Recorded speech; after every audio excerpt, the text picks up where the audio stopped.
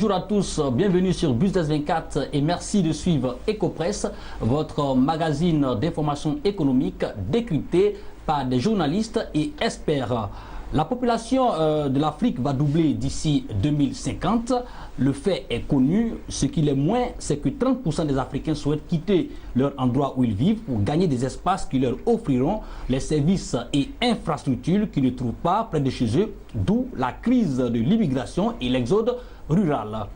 L'une des solutions, peut-être la meilleure, on en parle, est l'entrepreneuriat.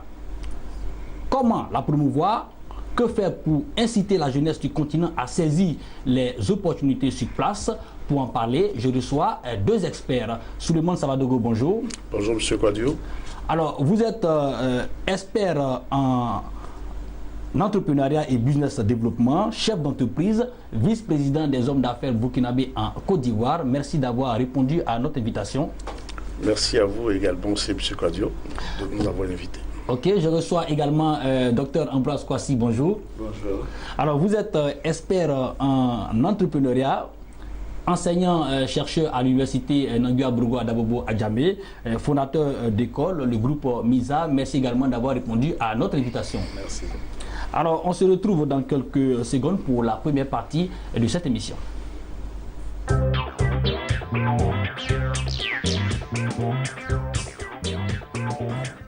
Alors, retour sur ce plateau, on l'indiquait tout à l'heure, en 2050, la population du continent va doubler. Quelques chiffres, 400 millions de personnes supplémentaires vont donc gonfler leur ville au cours des 3 prochaines décennies. Alors, tout, loin s'en faut, ne pourront pas trouver l'emploi en ville. Alors, docteur Kwasi, la solution? C'est l'entrepreneuriat. Je pense que l'État ne peut plus tout faire. Donc, l'une des solutions proposées, c'est l'entrepreneuriat, qui est un domaine très vaste. Je pense que c'est une solution pour lutter contre le chômage et aussi créer des emplois. Faut-il définir l'entrepreneuriat? Nous allons donc y revenir. Alors, Souleymane Savadogo, tout le monde semble s'accorder là-dessus. Les pouvoirs publics, j'allais dire la fonction publique ne peut pas absorber tout le monde, le secteur privé formel non plus. Alors, comme Dr Kwasi l'a dit, vous êtes aussi d'accord pour l'entrepreneuriat comme solution? Je vous dirais également que je vais dans le même sens que Dr Kwasi, parce que je suis moi-même le fruit de l'entrepreneuriat. Parce que l'État et même le secteur privé n'ont pas cette capacité d'absorber le taux d'étudiants qui sortent de nos universités et grandes écoles. Donc l'auto-emploi devient en quelque sorte la solution ultime pour tout un chacun d'entre nous. Alors, donc, tout le monde est d'accord là-dessus, l'entrepreneuriat. Alors, qu'est-ce que c'est? Docteur Kwasi, on fait un peu de pédagogie. Oui, on va pas rendre les considérations trop théoriques avec les Champerter, les Beyoncé, tout ça. Dit simplement que l'entrepreneuriat vient du mot entrepreneur, qui tisse à la suite du mot entreprise. Or, l'entreprise, c'est quoi? C'est toute une unité légale qui dispose de certaines autonomies de décision, qui produit des biens et des services et dont la finalité est le profit. Mais, ce mais, la vie est un environnement incertain, l'environnement politique, culturel, économique, social, écologique, géographique, démographique, spirituel, informatique, technologique. Dès lors, l'entrepreneuriat, sinon l'entrepreneur, c'est celui qui prend le risque calculé de créer une entreprise tout en étant innovant et prudent. Voilà un peu une définition simple que je peux donner de l'entrepreneuriat. Donc, c'est le fait de créer sa propre entreprise, d'être son propre chef tout en étant innovant et prudent. Alors, seulement Savadogo, le fait de créer son entreprise, mais on constate généralement deux types d'entrepreneurs. Ceux qui ont dès le bas âge l'esprit d'entreprendre, ils veulent, n'est-ce pas, combler un besoin, ils veulent donc proposer quelque chose. Et certains, par faute de moyens, sinon des difficultés de la vie, le fait d'être au chômage pendant des années, ils deviennent forcément entrepreneurs. Alors, comment ces personnes qui veulent entreprendre doivent se lancer dans les affaires et quelle aptitude avoir? Comme vous l'avez si bien dit, le thème entrepreneur vient du fait que vous avez un individu qui a une vision et qui cherche à transformer cette vision en projet. Et par la suite, qui va traduire ce projet-là en entreprise dans le but de combler un ou des besoins bien déterminés. Et pour revenir à ce que vous avez dit tout à l'heure, Certes, il y a des personnes dès le bas âge déjà qui commencent déjà à avoir déjà un peu cet esprit d'entrepreneuriat. Et il y a d'autres qui, par contrainte, de façon générale, quand on finit les études et qu'après avoir cherché à maintes reprises l'obtention très souvent d'un premier stage ou même d'un premier emploi et qu'on n'arrive pas à l'obtenir, ben, on est obligé de se tourner vers l'auto-emploi. Voilà. Mais toujours est-il qu'il faut savoir que l'esprit d'entrepreneuriat n'est pas inné. On n'est pas entrepreneur. Ça se construit. Voilà, c'est ce que je peux vous dire. Alors, docteur, on aussi les aptitudes. Oui, chez nous, les aptitudes, il faut dire que pour nous, il y a des qualités qu'il faut avoir pour être un entrepreneur. Il y a les qualités humaines et morales, telles que la patience, telles que... On a vraiment envie que vous expliquiez pour permettre voilà. aux jeunes qui vous suivent. Voilà. Que, comme il a dit, on n'est pas... pour nous, ma position, on n'est pas entrepreneur, on le devient. On devient entrepreneur. On le devient. C'est-à-dire, on n'est pas forcément entrepreneur. On peut avoir des gènes génétiquement, maman a fait le vendeur de la loco et tout ça. Donc peut-être que ça gêne. Voilà, mon père, avec 7 000 francs par mois, il a construit une maison. Donc peut-être que tout ça fait de moi un entrepreneur. Mais si j'étais resté là et puis je dis, ah, je suis entrepreneur. Donc on le devient. C'est pourquoi il faut la formation. C'est pourquoi aujourd'hui on forme. Maintenant, sur le plan académique, il y a des qualités, des attributs qu'il faut avoir. Et on parle des qualités humaines et morales, telles que le courage, la persévérance, l'intégrité. Il y a les qualités aussi intellectuelles et intelligentes. C'est-à-dire, quelqu'un qui a... Quand vous parlez de courage, c'est-à-dire, le courage, c'est-à-dire que parce que les gens se découragent vite. Les gens, ils disent, je vais entreprendre, ils vendent, et puis il est découragé parce que ça ne marche pas du premier coup, bien, parce qu'il a échoué la première fois, il arrête. Or, celui qui a créé même, je ne sais pas, l'électricité ou la lumière, il a échoué près de 99 fois. C'est-à-dire qu'il faut être persévérant, il faut être courageux pour entreprendre. Tout le monde ne peut pas entreprendre. Il faut l'innovation, il faut le courage, il faut la persévérance. Voilà, pour être un entrepreneur, ça c'est les qualités humaines et morales. Et puis il y a les qualités intellectuelles et intelligentes. Quand quelqu'un qui a fait par exemple des études de marketing, il sait ce qu'est le marketing, il connaît le marketing guerrier. Il dit que le concurrent est un adversaire à battre et le client est une montagne à surmonter. Celui-là, il a ses qualités intellectuelles. Parce qu'il a fait des études, il peut faire des prévisions de vente avec les statistiques. La méthode des moindres carrés, savoir qu'on peut faire telle prévision. Parce qu'il a des qualités intellectuelles. Mais la plupart des jeunes n'ont pas fait des études en marketing. Non, non. Ça veut dire que, je viens, il y a les qualités humaines et morales, il y a les qualités intellectuelles et intelligentes. Les qualités intelligentes, tu peux ne pas avoir un doctorat ni un chose, mais être un grand entrepreneur. Ainsi qu'on n'a pas de doctorat, mais l'embauche des docteurs, des experts comptables. C'est-à-dire il est intelligent. Voilà, ça veut dire que quelqu'un peut ne pas avoir de diplôme, mais il est intelligent. Là, j'ai un petit frère qui n'a pas fait de grandes études, mais il s'en sort des choses parce qu'il est intelligent. Donc il y a l'intelligence naturelle. Et puis il y a les qualités relationnelles. C'est-à-dire que le savoir-vivre, tout ça tout ça. Comment voilà. C'est-à-dire relationnel de façon pratique. Avec les supérieurs, par exemple, ça va se comparer avec les supérieurs, quelqu'un qui sait respecter les grandes personnes. J'ai un exemple, un monsieur était banquier et il y a un jeune ingénieur financier qui est dans le quartier. Et quand le monsieur ingénieur, il s'est dit, je vais le saluer chaque fois, aller prendre son sac. Donc quand le monsieur vient, il va prendre le sac du monsieur. Toutes les filles me disent, tu fais quoi? Il dit, non, j'ai eu un BTS, je suis ingénieur financier. Une semaine après, il est rentré à la banque. Parce qu'il a su les qualités relationnelles. Il y a les qualités avec même les subordonnés, avec les homologues, il y a tout ça. Donc voyez, je retiens les trois, les qualités humaines et morales qu'on peut développer autant, les qualités intellectuelles et intelligentes, et puis les qualités relationnelles. Ce sont les aptitudes que doit avoir un entrepreneur. Ok, seulement ça va Dogo, les aptitudes. Ben moi, pour rajouter sur ce que Dr Kouachi a dit, moi je dirais que pour être un entrepreneur, il faut avoir quelqu'un qui a le goût du risque. Voilà. Parce que entreprendre, c'est avoir le goût du risque, c'est prendre un risque. Et vous n'êtes pas sans ignorer que depuis des années, on a tous été éduqués et on a tous grandi dans une certaine zone de confort qui est après les études, guider vers la fonction publique. Voilà, d'aller vers la fonction publique où, comment dirais-je, chaque fin de mois, on a le virement à partir du 25 déjà qui est déjà positionné. Bon, on n'a pas d'efforts à fournir. Voilà. Alors que là, Être un entrepreneur, c'est accepter de quitter cette zone de confort et se retrouver un peu comme Dr. Kouassi a dit, dans la jungle, se battre. Et se battre avec un certain nombre d'atouts intrinsèques et personnels, tels que les différentes qualités qu'il a citées tout à l'heure, pour réussir chaque fin de mois à obtenir ce que c'est votre propre virement. Voilà. Au lieu que ce soit le virement de l'État qui atterrit dans votre compte, mais c'est vous-même qui suscitez, qui créez votre propre richesse. Je veux des exemples concrets, n'est-ce pas, de qualité, des cas concrets pour que les jeunes qui nous regardent aussi puissent peut-être avoir des exemples pour être mieux inspirés. Ben, d'abord, la toute première des qualités, moi je dirais que c'est la volonté. Il faut avoir la volonté, il faut avoir le courage et il faut être persévérant parce qu'il va arriver des moments de doute. Il va y avoir des moments de doute. Je suis moi-même plus produit de l'entrepreneuriat.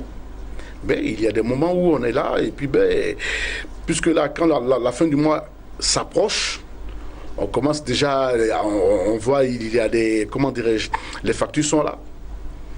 Vous avez même le loyer de votre bureau, vous avez l'électricité, l'eau, vous avez le personnel. Et de l'autre côté, les entrées commencent à être hypothétiques. Et souvent, vous avez aussi affaire au déficit. Hein, tout à fait. Quand vous commencez, voilà, donc comment les gérer? il faut vraiment s'armer de courage et de persévérance parce qu'il va y avoir des moments de vache maigre, comme on le dit, mais il faut pouvoir s'accrocher.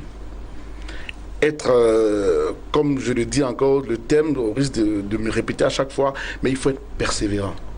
Il faut être persévérant, il faut s'accrocher. Car au bout de cette persévérance-là, viendra le gain du profit. Alors, je reste avec vous. Alors, pour entreprendre, bien évidemment, on ne se lance pas dans le vide. Il faut, on doit aller de quelque chose. Vous parlez de l'idée. Je vous demande comment, par exemple, naît l'idée d'entreprendre ou de se lancer dans un business. Pour entreprendre, comme tout à l'heure je le disais, l'entrepreneuriat naît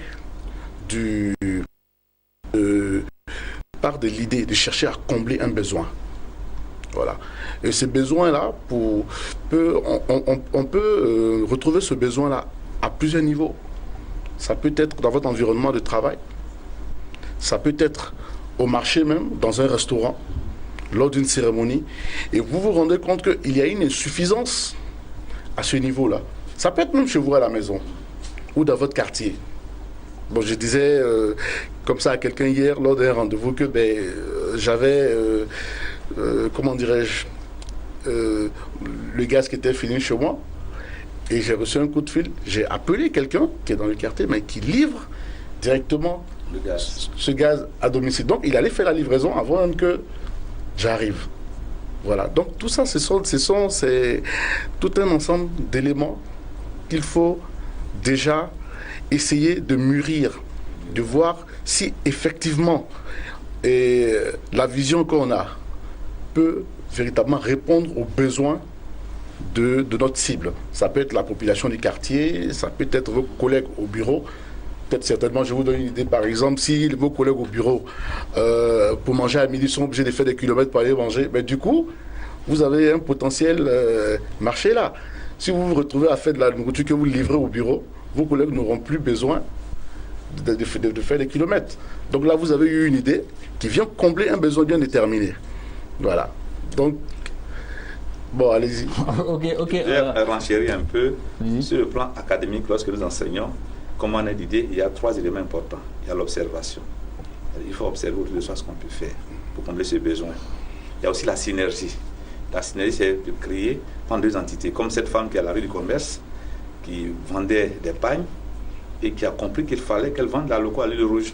Donc, elle crée une synergie. Comme ce jeune dans mon quartier à Cocody Valdoyen, Mermoz, qui est étudiant en histoire géo, qui a compris, dans le quartier, il a commencé à vendre du bonbon. Après la chute du jus, aujourd'hui, il a une boutique style mauritanienne.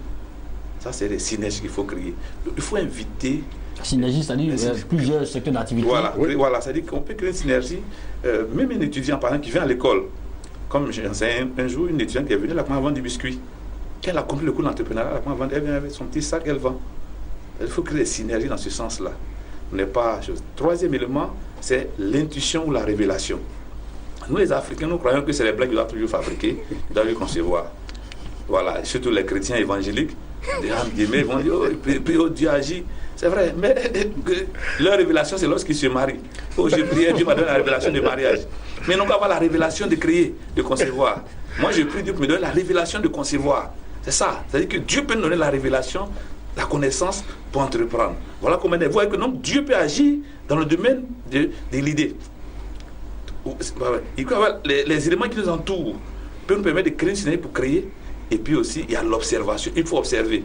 Moi, je vais des fois à Djamé pour voir. Je vais dans les rues, je vois qu'est-ce qu'on peut faire. Ça fait qu'un jour, il y a un monsieur qui m'a dit, j'étais parrain d'un mariage, il voulait un cadeau de 250 000. Comme je suis dans le circuit des choses, je n'ai rien fait.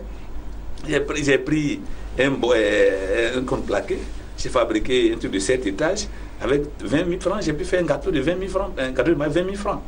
Parce que je vais dans le coin, je vois, j'observe tout ce qui se passe. Ouais, non?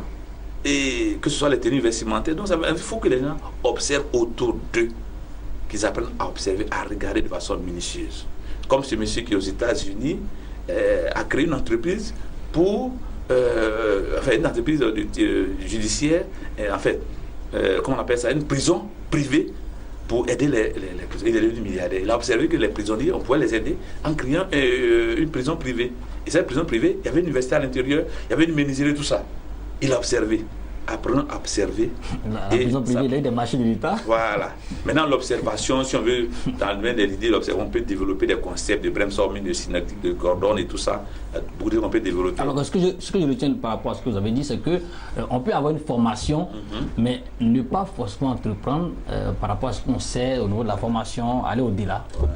Parce que les opportunités, on peut les trouver partout. Voilà. Tout à fait. On n'a pas forcément besoin de finir les études et de se lancer dans le domaine pour lequel nous avons été formés. Voilà. Puisque tout à l'heure, vous avez parlé des personnes qui viennent à l'entrepreneuriat par contrainte.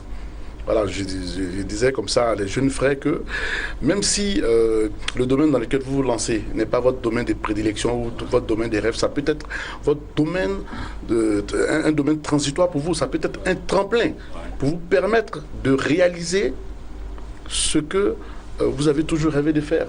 Parce que c'est ça aussi une qualité aussi que l'entrepreneur doit avoir. L'entrepreneur doit aimer son activité. L'entrepreneur doit avoir l'amour de la chose. C'est l'une des qualités qui permet... Justement, c'est ce qui bloque souvent. Tout à l'heure, vous parlez d'activité ou de synergie, mais quand vous prenez un étudiant, par exemple, en sciences éco, et que vous lui dites, mais il y a quand même du marché, quand vous vendez de la viande, il dit, mais non, c'est pas mon domaine, je ne suis pas à l'aise en le faisant, voilà. C'est en cela que c'est important aujourd'hui au niveau universitaire que nous apportons notre contribution. Au niveau de la formation, on va y revenir. Tout à l'heure, le docteur Kwasi parlait de la synergie. Bon, je vais ajouter que il faut aussi parler de la complémentarité des activités.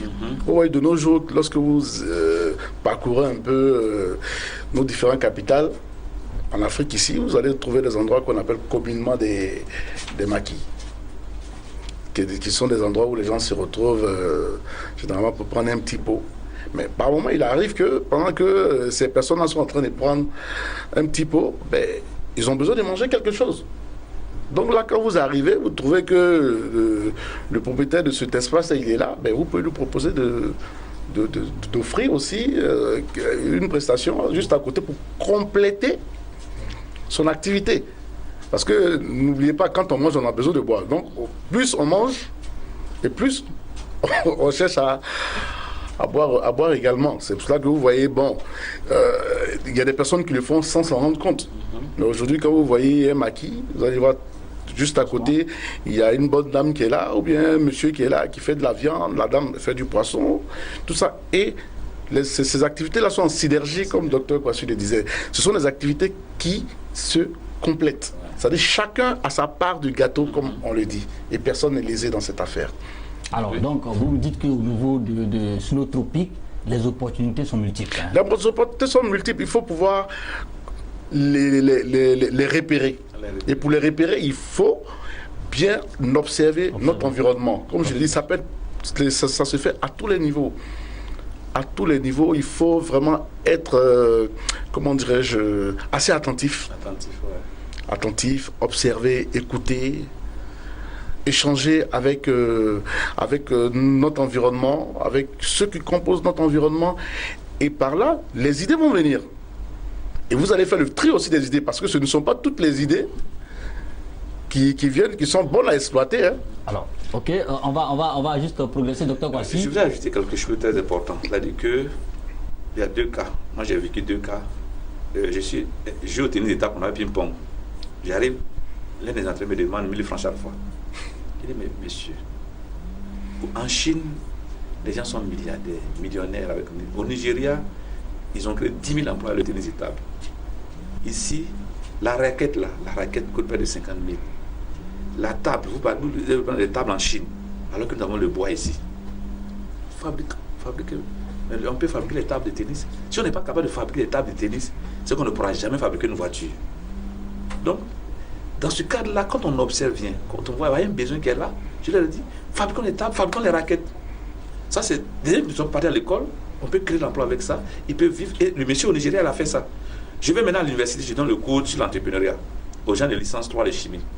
Je vais dire, la balle de tennis fait 1500 francs, alors qu'on peut la fabriquer. Donc, je leur donne, cette année, je donne comme sujet fabrication des balles de tennis de table. On a le caoutchouc, fabriquons les balles de tennis. Voilà un sujet. Donc, ils peuvent, à partir de ce cours d'entrepreneuriat, je les motive. Je leur dis qu'on peut fabriquer les balles. Vous faites la chimie organique, les alcanes, les chimies, vous faites ça. C'est pourquoi on peut à partir de la chimie, avec les machines, fabriquer les balles de tennis. Et on crée de l'emploi. Okay.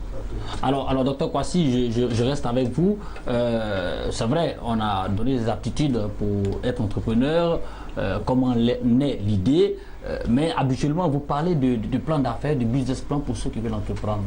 Qu'est-ce que c'est et quelles sont ses composantes? Généralement, dans le cours que nous donnons, il y a les fondements, c'est ce dont on appelle les fondements, comment naît l'idée, l'observation, les motivations, le profil, les obstacles, les causes d'échec. Maintenant, le deuxième élément important, c'est le business plan qu'on appelle le plan d'affaires. C'est donc un document de synthèse qui à la fois prend en compte 5 dimensions. La dimension managériale, la dimension marketing, la dimension technique, et la dimension financière, la dimension marketing, si je peux mieux répéter. En fait, quand on parle d'un business plan, c'est donc un document de synthèse qui est précis, clair, qui regroupe tous les éléments importants de votre projet, de votre idée. Voilà, en ce sens que moi, mon business que je fais, on appelle ça Big Manager, vous connaissez le plan Big Manager. C'est le premier élément, c'est la présentation du promoteur du projet. Qui est le promoteur et c'est quoi son projet? La présentation du promoteur du projet. On peut développer, si on avait le temps. Deuxième élément, c'est l'étude technique. Quels sont les moyens matériels à mettre en œuvre pour réaliser votre projet? Les moyens matériels, c'est-à-dire que l'investissement et tout ça. Un exemple, les tables. Les tables, vous voulez créer une école, il y a les tables, il faut construire, il faut des ordinateurs, c'est l'investissement. Okay. Et puis, troisième élément, c'est la structure et l'organisation. En fait, c'est l'aspect managérial. Comment gérer le projet? Donc, on va sortir l'organigramme et tout ça. Qui gère le projet? C'est très important. Le quatrième élément, c'est le plan marketing. Là, c'est important. Quand on parle de plan marketing, il y a 3 éléments. Il y a les produits et services. Quels sont tes produits et services? Deuxièmement, c'est l'étude du marché. On étudie le marché pour comprendre toutes ces composantes. La demande, l'offre et la concurrence. Et puis, 3 éléments du plan marketing, c'est la stratégie de mise en marché. Quelle est ta politique de produit, ta politique de prix, ta politique de distribution, ta politique de communication? On appelle ça le marketing mix. Et donc, 3 éléments du plan marketing. C'est pourquoi je dis que le marketing est très important. Je signale que le marketing vient d'un mot anglais. Market, marché, action. Donc, c'est l'action dynamique qu'on met sur un marché. C'est la recherche de la satisfaction du consommateur et en retour être satisfait en proposant un bon produit à un prix psychologique qui arrange les deux parties. Le produit est disponible et connu. Donc, vous voyez que du plan marketing, on passe à l'étude financière. Donc, l'étude financière, c'est pour voir la rentabilité de votre projet. Cette rentabilité passe par des éléments importants tels que les recettes, le chiffre d'affaires, les charges, et puis on va à un élément, premier élément de rentabilité, c'est le compte d'exploitation prévisionnel. Et puis on va à deuxième élément, compte d'exploitation prévisionnel, c'est-à-dire où on ressort un peu tous les éléments, le cash flow, tout ça, Et ça, c'est les comptables. Ce qu'on peut avoir lors des premières années. Voilà, oui. On peut faire sur 3 ans, sur 5 ans, sur 10 ans, tout dépend. Et puis après, on va dans des éléments financiers techniques tels que les vannes, le délai de récupération, les ratios. Okay. Ça, c'est un peu technique, c'est un peu financier. Okay. Donc, vous voyez que donc, je reprends que le business plan d'affaires est un document de synthèse qui regroupe 5 grands éléments. Mais je vous dis qu'il n'y a pas de canevas type. Il y a le canevas de Kanga Barou, le premier qui a écrit. Il y a le canevas de la Banque mondiale, SFI, qui utilise actuellement le gouvernement ivoirien. Moi, il y a mon canevas Big Managa qui enseigne. C'est ce que j'ai reproduit là. La présentation du modèle du projet, l'étude technique, la l'organisation, le plan marketing financier. Mon assistant aussi qui est là à côté de moi, qui est venu m'assister, il a son plan. Mais il y a une cohérence, c'est de voir est-ce que l'idée est bonne, est-ce que l'idée est rentable pour toi et pour le bailleur de fonds, pour qu'il puisse financer. L'importance du plan d'affaires, du business plan? Je dirais que l'importance est capitale. Il est capital dans le sens que lorsqu'on se met à rédiger ce qu'on appelle un business plan, ou ça c'est un thème un peu anglo-saxon, en termes francophones on parlerait plutôt d'études de faisabilité. Voilà. Lorsqu'on on se met dans cette quête-là, ça veut dire qu'on a l'intention d'apporter ce document-là à une structure, à une institution, à une personne même, pour que cette personne puisse nous financer, puisse mettre à notre disposition les ressources financières ou matérielles pour nous permettre de réaliser notre vision qu'on a muée en projet et qui va se transformer en entreprise. Donc, il faut mettre un accent assez rigoureux dans la rédaction de ce document-là. Je ne vais pas rentrer peut-être dans les détails parce que Dr Kwasi l'a si bien dit. Je vois que il a vraiment les qualités d'un enseignant. Ça, il a déroulé carrément ce volet-là. Mais je vais plutôt insister sur quelques aspects techniques, tels que la présentation du promoteur, par exemple. Il est très important que le promoteur véritablement ait les compétences requises pour pouvoir mener à bien son projet. Comme tout à l'heure je le disais, c'est pas obligé qu'il soit du domaine, mais il faudrait quand même qu'il possède des compétences intellectuelles, des compétences humaines qui vont lui permettre de pouvoir mener à bien ce projet-là. Parce que, bien entendu, sans dire qu'il va s'entourer d'une équipe, mais il faudrait que lui-même, il ait des aptitudes managériales pour lui permettre de diriger cette équipe-là, pour lui permettre d'obtenir le profit qu'il est en train de chercher en mettant en place son activité. Donc il y a ce volet, il y a le volet commercial aussi qui est assez crucial, l'étude commerciale. Toi, le docteur parlait de l'étude de marché, mais il ne faut pas créer une activité pour créer une activité. Il faut créer une activité qui va être une activité rentable. Voilà. C'est très, très, très, très important. Donc il faut prendre le temps d'étudier toutes les différentes contraintes de votre activité. Si c'est une activité saisonnière, si c'est une activité hebdomadaire, si c'est une activité mensuelle ou une activité annuelle, il faut prendre le temps de pouvoir voir un peu toutes ces différentes contraintes. Si c'est une activité qui nécessite que les approvisionnements auprès des fournisseurs puissent se faire une fois dans l'année, une fois par mois, tout ça, il faut pouvoir essayer de maîtriser tous ces différents aspects d'abord avant de se lancer dans quoi que ce soit. Parce que il ne faut pas ignorer que le but principal, c'est la création de richesses. En d'autres termes, la création de profit. Alors comment je vous écoute, effectivement, le business plan, c'est toute une démarche.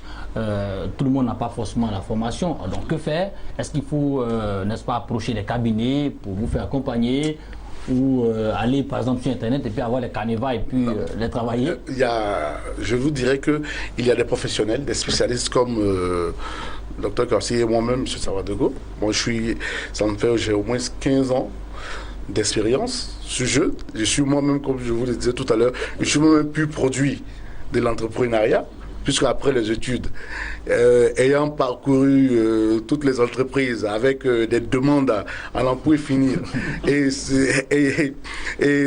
à chaque fois se trouvant heurté à ce refus, il n'y a pas de travail, il n'y a pas de stage, j'ai été obligé moi-même de recourir à l'auto-emploi, à l'entrepreneuriat. Voilà, donc, et Aujourd'hui, j'ai fait du chemin. Et aujourd'hui, j'accompagne des personnes, comme je le dis. Mais pour vous, votre business plan, vous avez sollicité des personnes pour Non, vous aider? je n'ai pas sollicité des personnes. Je suis un peu ce qu'on appelle un self-made man.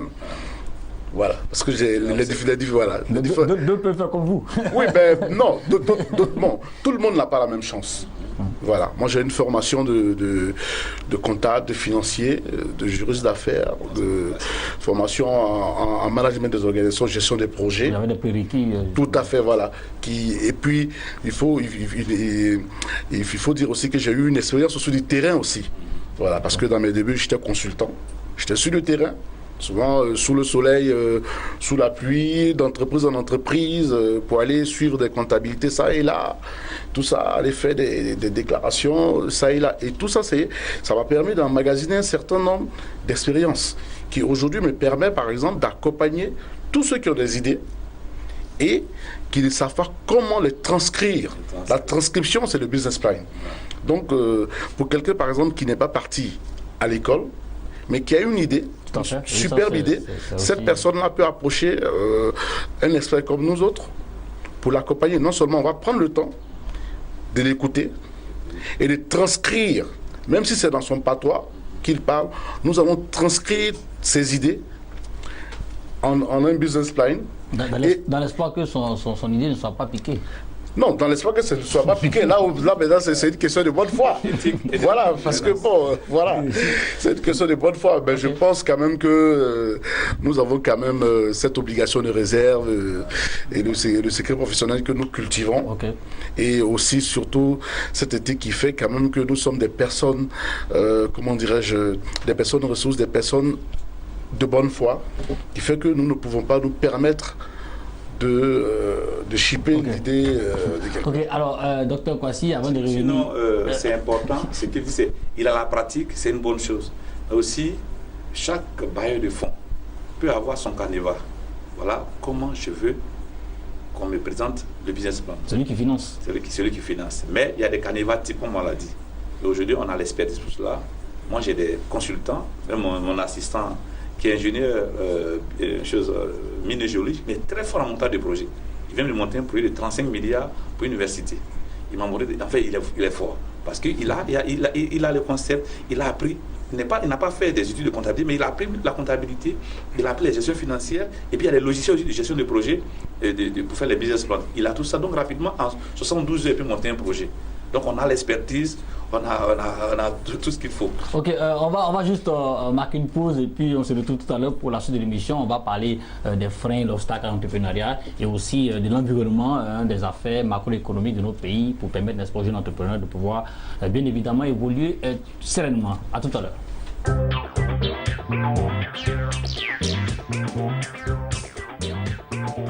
Alors on se retrouve pour la suite de cette émission. On parle d'entrepreneuriat, la voie idéale pour les jeunes Africains pour pouvoir s'en sortir, pour pouvoir, n'est-ce pas, la voie idéale pour nos pays, pour pouvoir résorber l'épineuse question du chômage. Docteur Kwasi, on parlait de l'entrepreneur, comment naît l'idée, quelle aptitude avoir. Nous parlions tout à l'heure du business plan, le plan d'affaires. Et alors, quels sont généralement les freins à l'entrepreneuriat, les obstacles, ce qui empêche les jeunes de pouvoir... Parce qu'il y a ce qu'on appelle les causes et il y a les obstacles.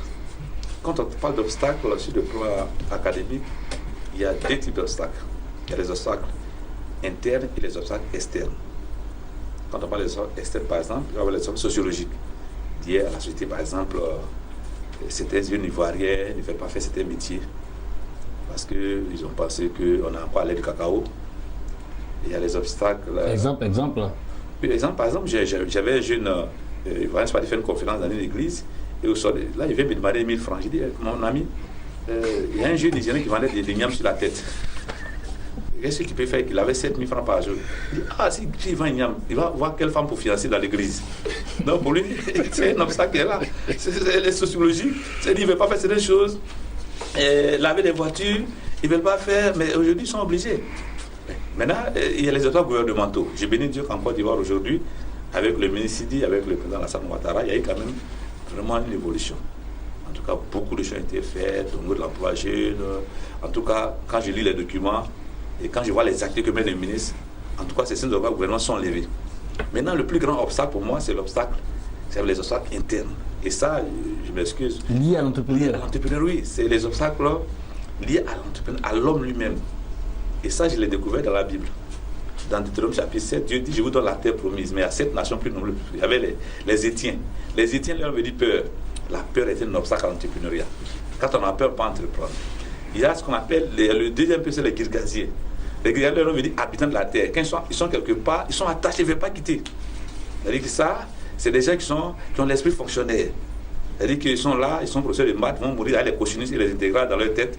Le gars, il marche sur ça, je suis troué. Il ne réclame que 10% du salaire de l'étude. C'est-à-dire que toute sa vie, l'ancien cochiniste, c'est pas ce qu'on fait avec cochiniste. J'appelle c'est un girgasien. C'est-à-dire qu'il a l'esprit fonctionnaire. Voilà. C'est-à-dire qu'ils sont là. Et il y a des femmes girgasiennes qui sont conçues leur mari. C'est-à-dire qu'elles sont fonctionnaires des Nations Unies auprès de leur mari. Là, c'est l'esprit girgasien. Troisième peuple, c'est les Cananéens.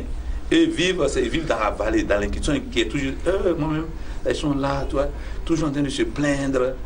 Ça, c'est, ils ne peuvent pas entreprendre. Ils ne peuvent pas entreprendre, ils sont inquiets. Donc, l'inquiétude, ça là, c'est pas bon. Quatrième peuple, c'est les Amoréens. Les Amoréens, ça n'a pas de puissance des ténèbres. C'est-à-dire qu'aussi en Afrique, on veut entreprendre, mais il y a les démons qui sont à côté. Tu tournes, tu n'arrives pas à bouger. Et puis, il y a le 5e et 6e peuple. Je dis, c'est 7 qui m'ont enseigné, moi, particulièrement. Les Éviens et les Phérésiens. Leur nom veut dire villageois. Il y a les coutumes, les traditions qui nous empêchent d'entreprendre. Par exemple, quand ils prennent chez les religieux, la plupart du temps, ils pensent que Dieu va venir faire tout pour eux.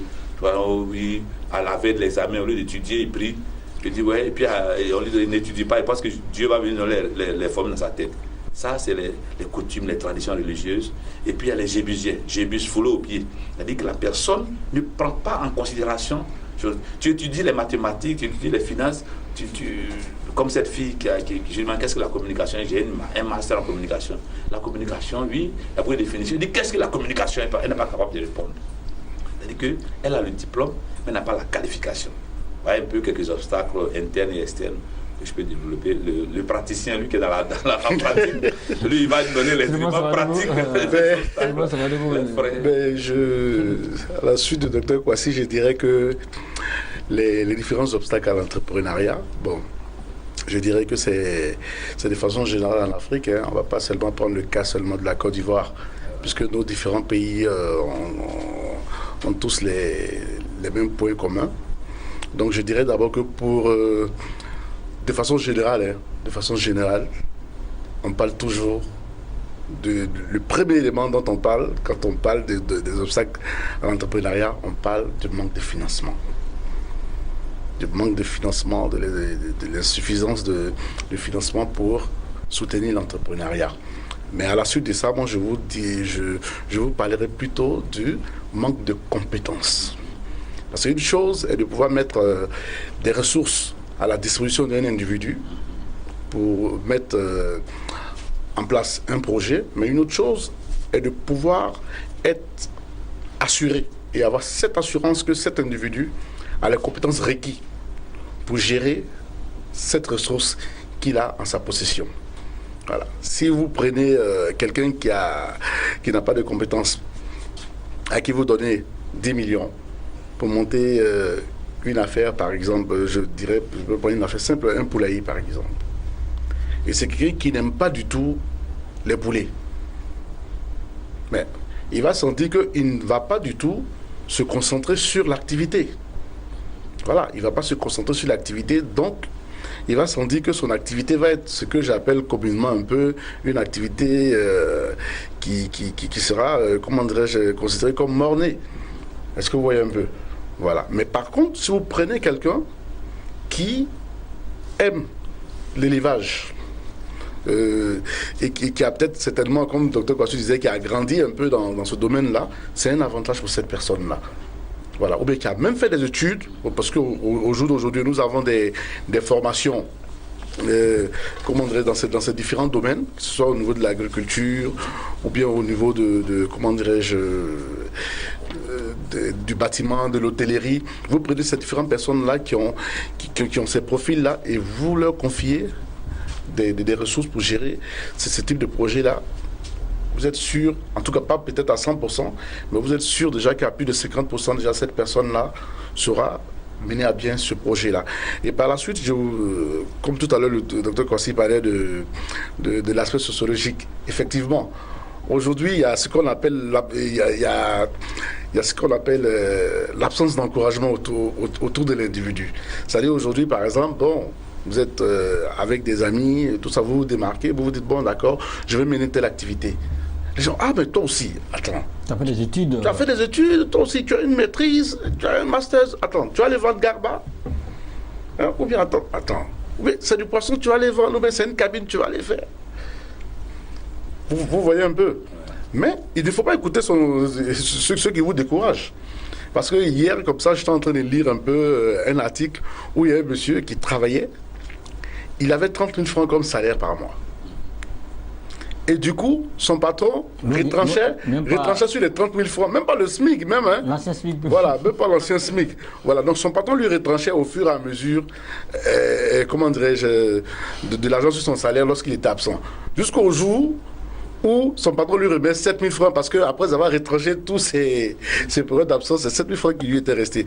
Mais il a pris ces 7 000 francs et il a décidé d'arrêter de travailler. Et ces 7 000 francs, il a récupéré, il a acheté un fourneau, il a acheté une casserole, il a acheté un peu de café, du charbon, et il a commencé à faire du café, puisqu'il était là où il travaillait, c'était à côté d'un marché.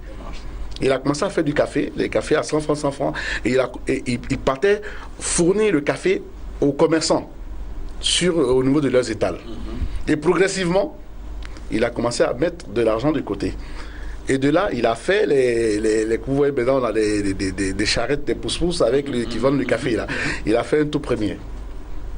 Ensuite, un second. Jusqu'au jour d'aujourd'hui, par exemple, il en a 10. Et il a 10 personnes qui travaillent pour lui. Oui. Et ces 10 personnes-là viennent lui verser de l'argent chaque jour. Donc vous voyez un peu. Voilà. Donc il y a un peu tous ces différents éléments-là. Et pour terminer un peu, je parlerai aussi du faible niveau d'éducation à l'entrepreneuriat. Ouais. Bon, oui, voilà. Justement, on va en parler, puisque tout à l'heure le docteur Ambassadeur parlait de formation. Justement, la jeunesse, j'allais dire la génération de 90 à 2000 au niveau de l'Afrique n'a pas connu, n'est-ce pas, cette discipline d'entrepreneuriat dans l'enseignement. Aujourd'hui, on en parle de plus en plus, mais est-ce que ce ne serait pas vraiment judicieux, opportun, n'est-ce pas, de l'intégrer dans notre système de base scolaire? Il faut le dire, je reviens un peu sur un élément important sur les frais. Nous faisons la différence entre freins et causes. Et quand on parle des causes liées aux échecs d'entreprise, il y a les causes liées à l'individu. On peut citer une pléthore d'éléments tels que l'incompétence et tout ça. Et puis les causes liées à l'entreprise. Or, l'entreprise a 4 fonctions. La fonction production. Production, tu produis, tu fais de la loco, ce n'est pas bon, les gens ne mangeront pas. Il y a les causes liées à la gestion des ressources humaines. Tu prends un maçon pour être ton trésorier, tu vas recevoir des briques. Il y a les causes liées à la fonction financière. Voilà, tu as une chose, tu n'as pas l'argent, ça ne marchera pas. Ouais. Et puis il y a les causes liées à la communication, au marketing. Tu crées la plus grande pharmacie de Côte d'Ivoire aux eaux, dans la forêt. On ne sait pas, ça ne marchera pas. Et donc, ça, c'est. Maintenant, quant à la formation, c'est ça qui est important. Nous, aujourd'hui, au niveau de l'université, je tiens à remercier l'université Nangia Broguia. Quand on m'a donné 2 cours en 2000, gestion d'entreprise et puis production. Et c'est pour l'évolution de la pensée managériale, j'ai récité tout ça là. Je me suis dit, mais pourquoi ne pas? J'ai vu dans le cours qu'il y avait savoir entreprendre. C'est comme ça que j'ai institué, j'ai commencé à mettre l'accent. 80% de mon dossier l'entrepreneuriat. Et les doyens m'ont suivi. Et aujourd'hui, nous sommes la première grande école, l'université qui va enseigner l'entrepreneuriat. Aujourd'hui, Pigier m'a suivi. À l'université à Bobo-Djamé. Nangia Broguia. Aujourd'hui, dans nos filières, avec le doyen créé, nous allons initier l'entrepreneuriat comme matière fondamentale. Au niveau de l'université, dans toutes les filières. Toutes les filières pour enseigner l'entrepreneuriat. Et je vais l'adapter selon, si c'est chimie, je vais faire l'entrepreneuriat lié par rapport à la chimie. Aujourd'hui, en faculté de pharmacie, on m'a fait appel pour enseigner l'entrepreneuriat. Ça, c'est au niveau universitaire, c'est déjà structuré, nous sommes en train de travailler. Mais on peut aller en bas, au niveau du lycée, l'exemple de Sainte-Marie. Au niveau maintenant de l'école primaire, on peut prendre l'exemple du Ghana, où l'enfant à l'école primaire apprend un métier. Sans connaître les calculs, on lui fait apprendre un métier. Donc voilà comment nous sommes en train de travailler sur ça avec mon équipe. Comment enseigner l'entrepreneuriat. Au primaire, il y a des recherches qui doivent être faites là-dessus. Au lycée, l'exemple de Sainte-Marie peut nous être utile. Et puis au niveau supérieur, comme je l'ai fait depuis longtemps, aujourd'hui, on fait la différence entre l'entrepreneuriat et la gestion de projet. Mais les prérequis, il faut avoir des notions en maths financières et en comptabilité. La comptabilité est très importante. Donc si on veut enseigner l'entrepreneuriat, il faut déjà qu'on enseigne la comptabilité, que ce soit une matière fondamentale. Et je pense qu'avec ça, on pourra aller loin. Mais on a besoin des aînés, des grands financiers. Je pense que c'est pas seulement une seule personne. Moi, manager, je ne suis rien. Je ne suis qu'une petite entité. Mais on a de grands chercheurs qui peuvent nous aider afin qu'on puisse implanter l'entrepreneuriat dans toutes nos filières.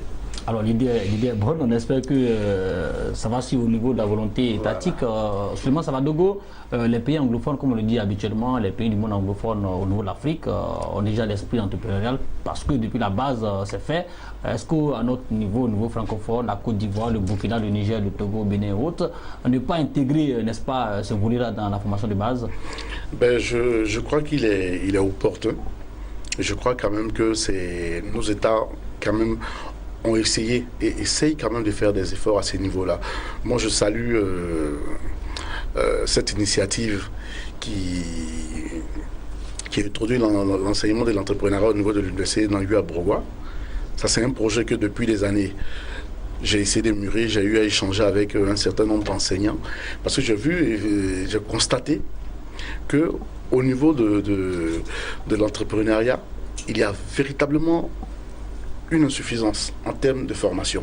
Parce que tout à l'heure, je vous ai dit que l'entrepreneuriat, c'est pas quelque chose d'inné, c'est pas quelque chose qu'on transmet.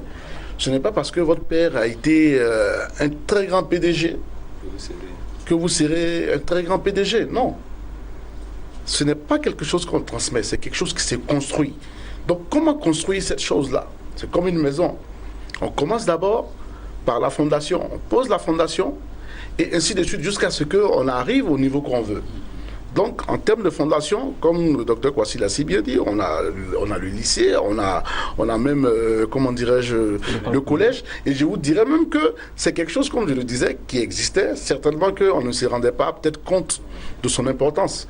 Moi, par exemple, la dernière fonction que j'ai occupée à l'école primaire, qui jusqu'aujourd'hui m'est resté un peu, comment dirais-je, la plus présente de la coopérative de l'école. Bon, je salue encore, comment dire, ma maîtresse de CP1 qui est encore là, elle est encore en activité. Madame.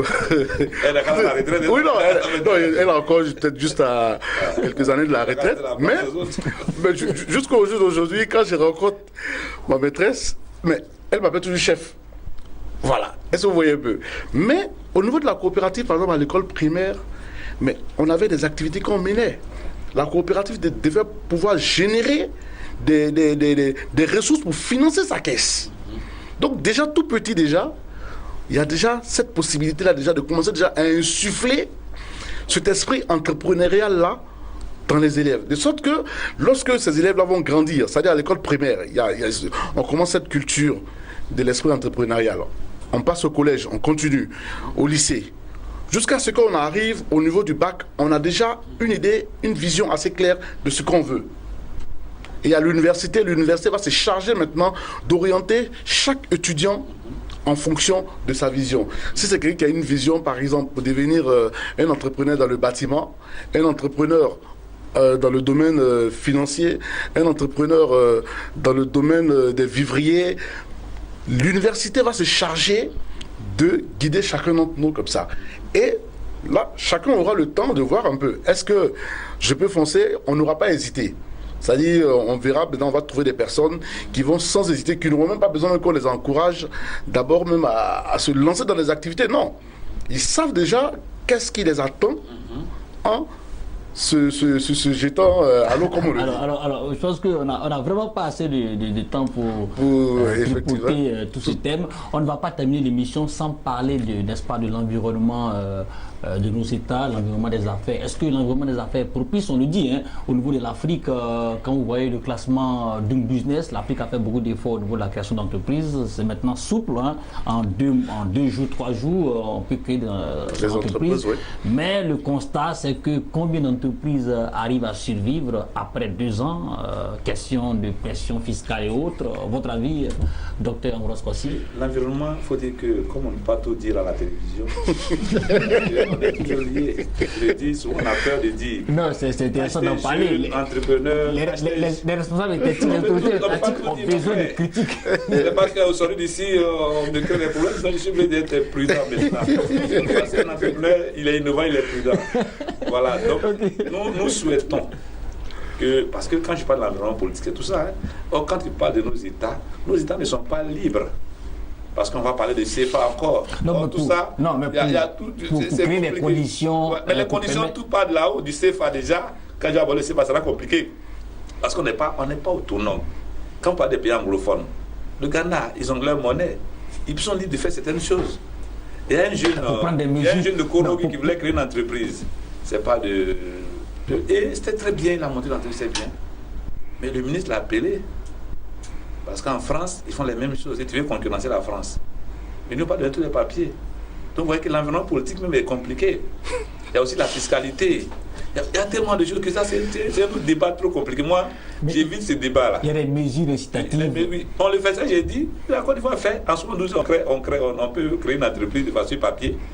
Mais dans la réalité, c'est difficile. Elles ne sont pas fabriquées des voitures en Côte d'Ivoire. Il y a tous ces ingénieurs qu'on a fait. Au Nigeria, on fabrique des voitures. Il faut fabriquer. Est-ce qu'on ne va pas fabriquer? Tu as fabriqué un vélo? Tu peux fabriquer des vélos? Est-ce que le Burkina, la Côte d'Ivoire, passe pour faire des vélos? Ils n'ont qu'à faire. Moi, au niveau théorique, j'ai trop de problèmes pour parler de ça. Voilà, donc comme dans la pratique. C'est bon, c'est des mesures incitatives.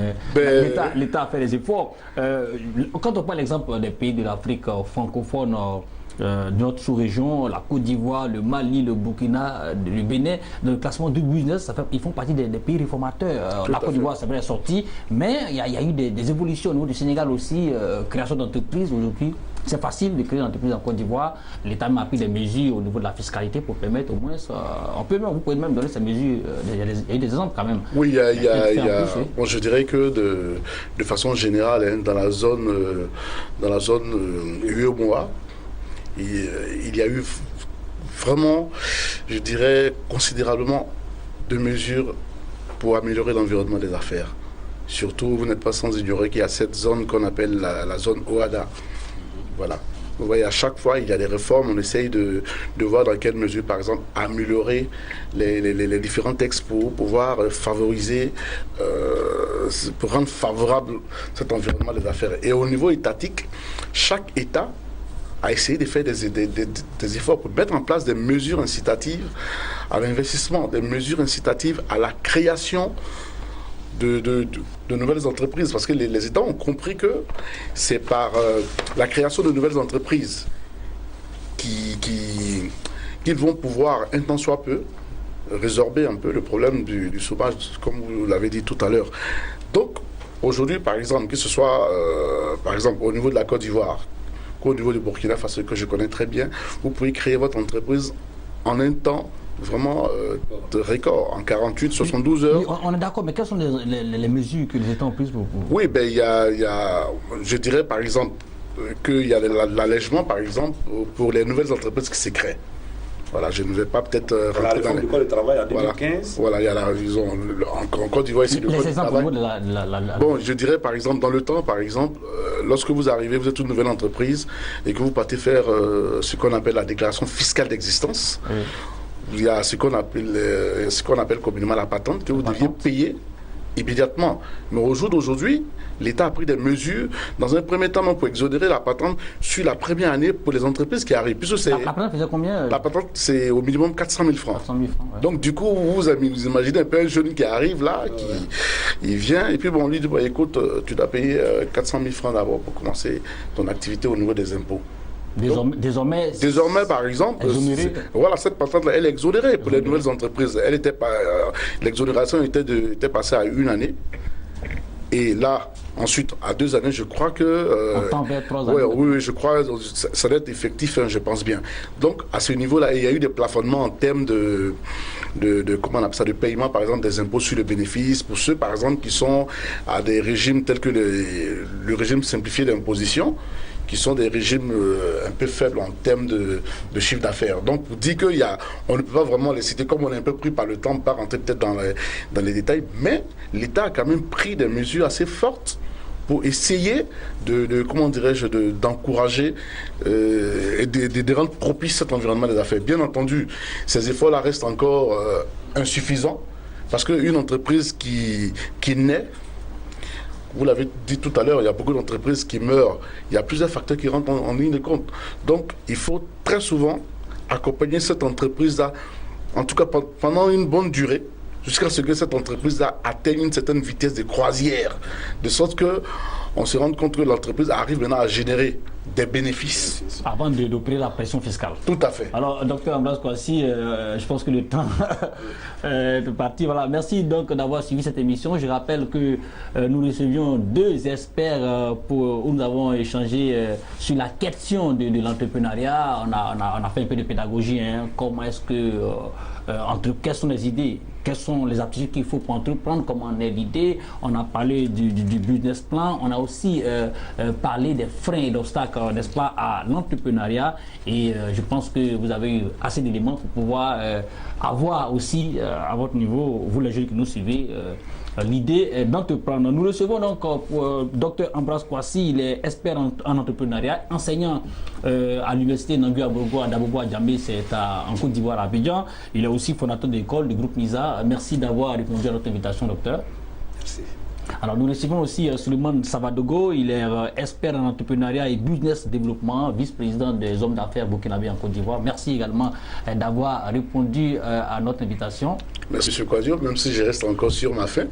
C'est tellement de choses à dire. Oui, le temps, oui. Effectivement. Alors, quant à vous, téléspectateurs, nous vous donnons rendez-vous pour une autre émission d'Ecopress la prochaine. Sur ce, bonne suite de programme sur Business 24.